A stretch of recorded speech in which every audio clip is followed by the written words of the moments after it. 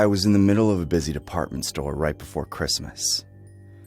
I didn't have much money, but I always treated myself to something nice for the holidays. My employer, Margaret, was a very wealthy woman. As her full-time maid, I got free room and board, but my paycheck was barely anything. However, every Christmas, she gave me a huge bonus. She always told me to save it for a rainy day, but I couldn't help it. I spent every cent by January, so I was at the department store, ready to buy this beautiful dress. I was so excited, but when I got to the counter to buy it, I pulled out my bonus from my purse. Margaret always gave me cash in a white envelope. But when I opened the envelope, there was only $200 inside. I couldn't believe it. This had to be a mistake. Is there a problem, ma'am? No, I must have taken the wrong envelope. The lady didn't believe me. She helped me try on a bunch of outfits, so she was pretty annoyed. I awkwardly apologized and ran out of there. As I drove back to Margaret's house, I was fuming. When I entered, I saw Margaret sitting on the sofa drinking tea. She was an 80-year-old woman. She had trouble getting around, but her personality was still feisty. She asked me what was wrong. I think she could see the furious look on my face. I screamed at her. I couldn't help it. How could she have screwed me over like this? She had more money than she knew what to do with, and I slaved for her. Sure, I let the house get messy sometimes, and I accidentally switched her pills every once in a while. But I was a good worker. She knew that. When I was done venting, Margaret slowly explained that money was tighter than usual. Her son Franklin had gone through some legal issues, and she'd used a chunk of her fortune to pay his court bills. In fact, he'd just come over to ask for more. I could see his half-finished teacup on the table, and he'd accidentally left his briefcase behind. Margaret also said that she knew I never saved any of my bonuses for a rainy day. From now on, she was going to stretch out my bonus throughout the year. $200 extra a month instead of one lump sum. She said it would be good for me. I was so furious that everything turned red. I thought that was just an expression, but no. The whole room turned bright red. I lost control of my body, filled with so much rage that I grabbed Franklin's briefcase off the floor and slammed it against Margaret's head. She didn't even have time to scream. She wasn't dead, though. She was bleeding from the ear, and she looked really woozy, but the old bag was still hanging on. Why? I regretted what I did, of course, but not because I felt sorry for her. I was more concerned about getting caught. There was no way I could explain this away as an accident. I bludgeoned an elderly woman with her son's briefcase. Then I realized. Her son. He was just here, and he really was a lowlife. I could pin this on him easily. But that meant I couldn't let Margaret live long enough to tell the police what really happened. I raised the briefcase, ready to hit her again, when I stopped. Give me your credit cards. Margaret was scared, but she also looked really sad, as if she felt sorry for me. She knew this wasn't going to end well for me. Well, I was going to prove her wrong. She fumbled with her purse, trying to reach her wallet. I got impatient, so I grabbed the purse from her and pulled out her credit cards. As her caregiver, she'd allowed me to use them before.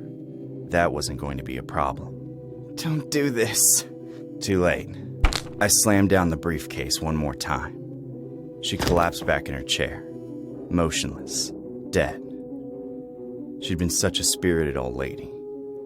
At times I thought she lived forever, but apparently not. I felt sad at first, but my sadness quickly shifted into excitement.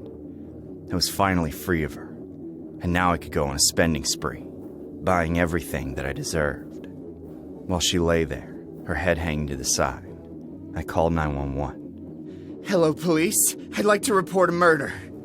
A fat blonde man just murdered an old woman with his briefcase. I just saw him flee the scene. The dispatcher completely believed me. They were on their way. I didn't wait for them. I got back in my car, credit cards in my hand, and drove back to the store. The shop assistant didn't look happy to see me, but I flashed the credit cards and said I was going to buy that dress after all. I ended up buying 3 ridiculously expensive dresses, plus some handbags and a beach hat. I felt so good about myself. I had money, clothes, and most importantly, a patsy who would take the fall for what I'd done. After I was done hiding my shopping bags carefully in my house, I drove back to Margaret's place, preparing myself to act surprised when I saw all the police cars. As expected, there were a couple police cars at the scene. I rushed over, acting concerned. Excuse me, officer. I work here. What happened? Are you the maid? I introduced myself. He looked suspicious, but didn't say anything. Then I looked past him. At the front door, paramedics were wheeling Margaret's body out on a stretcher. But she wasn't dead. She raised her head as high as she could and pointed right at me. It was her. She did it. The officer had to wrestle me to the ground before he handcuffed me. Margaret's recovering right now. I hear she's going to be fine. It's Christmas Day and I'm spending it in jail. Did I mess up? Yeah. I should have hit her harder. On December 24th, 2024, in Brevard County, Florida, 29-year-old housekeeper Heather Nelson allegedly assaulted her 83-year-old employer after being denied a $500 Christmas bonus.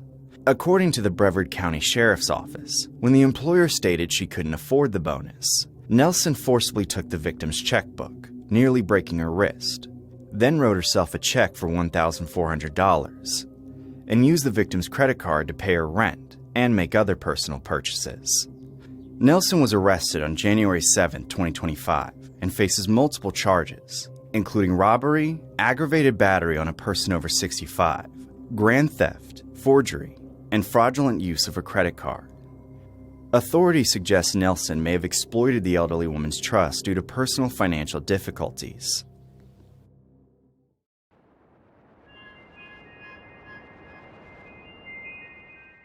For most of my years, I prided myself on being a loyal wife, devoted mother, and doting grandmother. I had grown accustomed to a quiet existence after my husband's passing, trusting that my son Andrew and grandson John had my best interests at heart. But things changed drastically when I moved in with them. Andrew began asking pointed questions about my bank accounts, property deeds, and the insurance statement I received from my husband's estate. "Mom," he would say, "you know I'm only trying to help you keep your affairs in order." I believed him at first. Why wouldn't I? He was my son after all. But as the weeks went by, I noticed a change in his tone. John, who had once been such a sweet boy, seemed to hover around me, watching every move I made. If I so much as went to the mailbox, he'd appear out of nowhere. "Grandma, let me carry that for you," he would insist, prying the mail from my hands before I had the chance to look at any letters. I grew suspicious, but I pushed my unease aside. I told myself I was being paranoid, that I should be grateful for their assistance. One evening, I grew violently ill after supper. My head throbbed, my stomach churned, and everything around me seemed to spin. Andrew claimed it was a simple case of food poisoning, but he wouldn't take me to the doctor. "You'll be fine," he said curtly. "Just sleep it off." The following morning, my memory was hazy, like part of the night had been erased. That was the first time I suspected I was being poisoned. Fear coiled in my stomach. The only people who had access to my meals were my family members. I began to hide my important belongings, especially the remainder of my life savings that I kept locked in a leather case. I had stopped trusting Andrew and John entirely by then. There were moments when Andrew's mask would slip. His frustration would flash across his face if I hesitated to sign documents he pushed in front of me. "It's for your own good, Mom," he would insist, sliding a pen toward me. I resisted, refusing to place my signature on anything I hadn't fully read and understood. That made him furious. I also kept a gun hidden in my closet. My late husband had insisted I learn how to handle a small revolver for protection years ago. I never dreamed I would actually use it, but after I found suspicious powders in my tea, I knew I had to be prepared. John in particular seemed to watch me with a disturbing intensity. Whenever Andrew wasn't around, his attitude shifted from fake politeness to outright hostility. One afternoon, I decided to check on my locked case, only to find John inside my bedroom, rifling through my belongings. I felt my heart skip a beat as adrenaline flooded my veins. What are you doing here? I demanded, stepping closer. He turned around startled, but quickly feigned innocence. Grandma, I was just looking for some papers Dad asked for. Don't lie to me. I snapped. Get out of my room. He lunged for the locked case on my nightstand, attempting to snatch it from me. It all happened so fast. His hands clawing at the handle, my panic attempt to pull away. Then his elbow colliding with my rib cage. Pain lanced through my side, and without thinking, I reached for the revolver. I shouted for him to back away, my voice trembling. He ignored my warning. In a flurry of terror, I squeezed the trigger. The deafening blast echoed through the house. John screamed, clutching his foot. Blood stained his sock, and he collapsed under the carpet. I stood there shaking as Andrew came running. What have you done? He roared, barreling into the room. I called the police, my fingers fumbling on the phone. When the authorities arrived, Andrew and John immediately went on the offensive. She's senile! Andrew exclaimed, tears of outrage shining in his eyes. John wailed in agony, exaggerating his injury. I tried to explain that I'd acted in self-defense, but everything spiraled out of control. The worst blow came when they produced forged medical records, painting me as a delusional old woman prone to violent outbursts. The documents claimed I suffered from dementia and chronic psychosis, all lies designed to strip me of credibility. In the courtroom, Andrew sobbed about how he had only been caring for his poor, confused mother, while John recounted a twisted version of events, claiming I shot him unprovoked. Please, Your Honor. I pleaded, voice shaking. They're lying. They've been poisoning me. But my words fell on deaf ears. My mind raced as the lawyers presented their fabricated evidence. I couldn't believe how easily the jury believed them over me, even though I was the victim. In the end, the court declared me mentally incompetent. With my alleged mental instability confirmed, they placed me in a care facility. As the orderlies wheeled me away, Andrew stood by, wearing a mask of pity. John, hobbling on crutches, offered a smug smirk that only I could see. I never saw the inside of my own house again. My property was signed over to Andrew. My bank accounts were emptied, and any fragments of evidence proving their guilt disappeared. Although I'm trapped in a place that smells of antiseptic and disinfectant, I haven't given up. I tell this story to anyone who will listen, hoping that one day the truth might surface. My only consolation is the knowledge that I refuse to bow to them until the bitter end. This bizarre case from February 2015 took place in Alabama, where 79-year-old Helen Peterson allegedly shot her 25-year-old grandnephew in the foot over a dispute involving $20. Police responded to their shared residence after the victim reported being shot in the foot. Peterson claimed that her grandnephew had stolen the money, leading to the heated confrontation. Arrested on a second-degree domestic violence charge, she was briefly jailed before posting bond. The incident, though not fatal, highlighted the extreme measures some take when personal disputes escalate beyond control.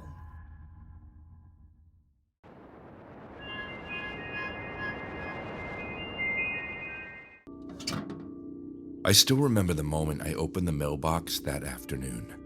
The crisp white envelope, sealed with a gold sticker, bore my mother's familiar handwriting.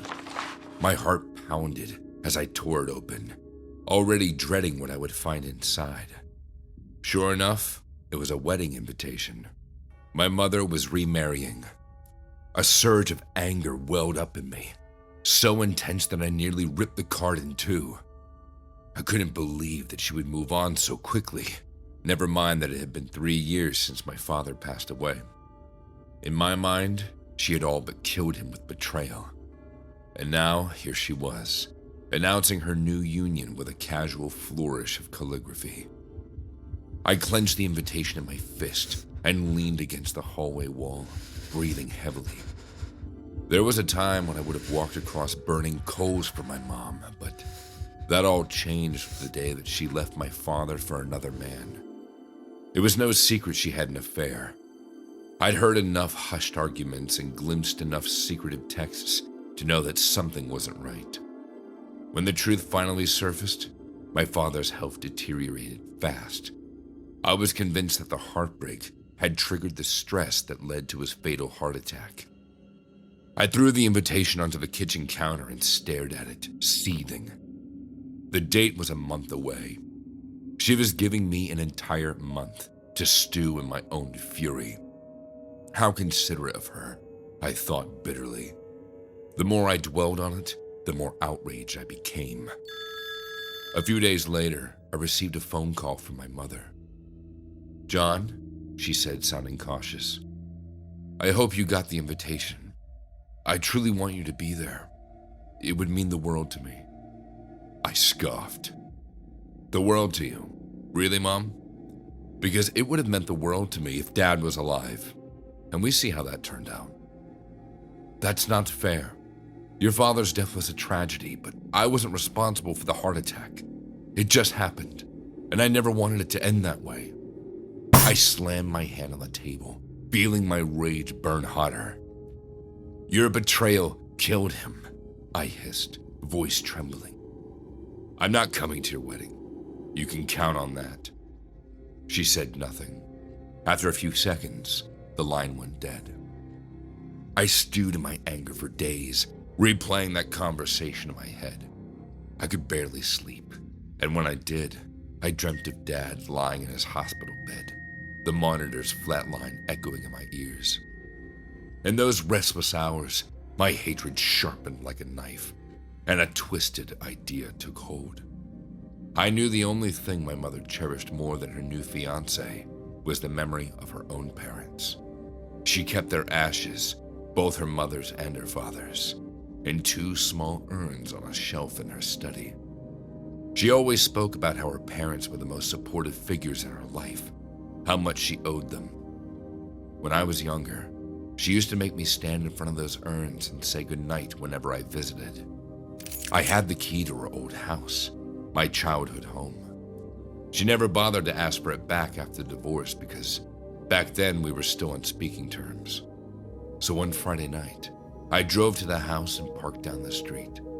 I crept to the back door, turning the key quietly in the lock.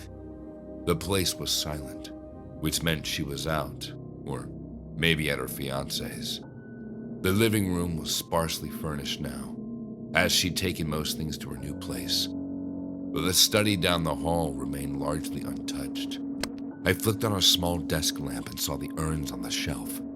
My mother's note on each label still read, "Mom and Dad," in her neat handwriting. I whispered under my breath, "So, this is what you treasured most, Mom. Let's see how you feel when it's taken away." With trembling hands, I carried the urns into the bathroom. The white tile floor felt cold under my feet. For a moment, I hesitated. I remembered my grandparents and their warm smiles, the way they'd slip me candy when my mother wasn't looking. They'd never done anything to hurt me. But my anger overshadowed that small pang of guilt. I twisted off the lids one by one, letting the ashes swirl into the toilet bowl. The sound of water swirling away nearly made me sick, but I steeled myself. My hands shook as I snapped a photo of the swirling gray remnants, the final proof of my revenge. I texted it to my mother with a single line. "You ruined my father. Now I've ruined what you love." 2 days passed before the police showed up at my door. "John Mitchell? We'd like to have a word with you about an incident reported by your mother, Patricia Mitchell." I blinked. "Incident? What incident? I haven't spoken to my mother in weeks." "Your mother's reported the ashes of her parents were..." He hesitated, as though the words themselves were distasteful. "Misused, to put it mildly." I knew there was no point in denying it. I just stood there in silence. My heart was racing, but I kept my face passive. "Do you have a warrant?" "Yes," he said, producing a piece of paper. "We're placing you under arrest for the abuse of a corpse." When I arrived at the station, I was processed and questioned. My mother was in another room, but I could hear her sobbing through the thin walls. At one point, Mark brought me a cup of water and sat down across the table from me. "Look," he said, folding his hands on the metal surface. I don't know what your mother did to make you so angry, but this is serious. Flushing human remains down a toilet isn't just some petty prank. It's a felony. I bowed my head, the guilt washing over me in a torrent. She betrayed my father, I whispered, my voice breaking. She cheated on him, divorced him, and he had a heart attack. I was so full of rage I couldn't control it. The officer's expression softened, but he didn't let me off the hook. Your father's death is terrible, truly, but this won't bring him back, nor will it ease your pain.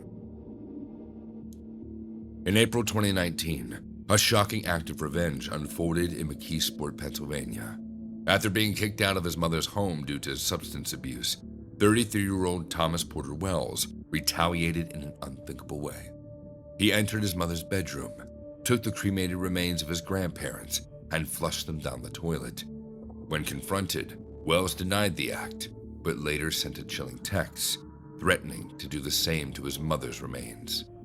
Arrested for criminal mischief and abusing a corpse, Wells was released on a bond, waiting trial.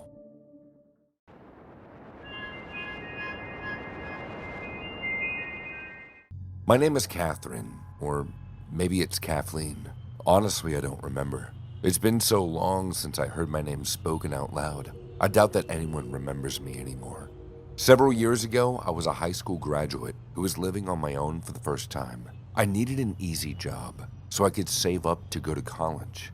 I looked everywhere in town, but no one was hiring. I was about to give up hope when I saw an old supermarket in a forgotten corner of town. It must have been around forever, but I'd never seen it before. The place was very run down, and there were no customers inside, but the dirty window had a help wanted sign, so I decided to apply. The inside of the store was just as run down as the outside. The fluorescent dim lights, and there must have been something wrong with the AC because the place was cold. A nice older man was standing at the register. He must have been the only person in the whole building. I walked over and introduced myself. "Excuse me, sir. I saw the help wanted sign and I wanted to..." "Yes, of course. We'd love to hire you." He introduced himself, though I don't remember his name now. He said that it was a family business that had been struggling for a few years, and he desperately needed to hire new help to turn his fortunes around. I explained I wasn't looking for a position in marketing or publicity or whatever. I didn't have the skills to help a business that was obviously failing. He smiled warmly. "No, you're exactly what we need." There was something off about his smile. He unnerved me, but I was desperate for a job, any job, so I chose to ignore it. He told me that if I wanted the position, it was mine. All I had to do was meet the manager. He guided me through the store, and I tried to ignore all the old, smelly products on the shelves. He took me to an office in the back, where a friendly-looking older woman sat behind a desk. "I think we found our new hire." I expected a normal job interview, but the questions she asked me were a little weird. She asked about my family, and I had to admit that I grew up in foster care. Then she asked me about my social life, which I didn't really have. Nothing about my skills or work experience, though. And worst of all, she had the same unnerving smile as the old man, the kind of smile that didn't quite reach her eyes. After a few awkward minutes, she told me I was hired. I should come in later that night for training and then start the next day. She assured me that once I started, business would definitely pick back up. I thanked her for her time and left. Sure, I was a little creeped out of the place, but I was mostly excited. This was going to be my first real job. I just hoped the training wasn't too hard. Just as I was about to leave through the front door, the weirdest thing happened. I saw a pale, almost transparent woman staring at me from the corner of the store. She was wearing a suit with shoulder pads, something right out of the 80s. Her hair was feathered in an old-fashioned way as well. I didn't believe in ghosts, but she sure looked like one. She stared at me with the saddest look on her face. She opened her mouth to say something, but no sound came out. Then she disappeared. Was this place haunted? Ugh, no wonder people don't shop here. The old man grabbed my shoulder from behind and I jumped. "Welcome to our family," Excited to see you tonight. Did you just see that? He said he had no idea what I was talking about, but I could see in his eyes that there was something he wasn't telling me. As I left, I told myself that when I went back for training, I would ask about ghosts. I didn't want to sound crazy in front of my new coworkers, but I wasn't crazy. I knew what I saw. I went back home for a while and Googled the supermarket.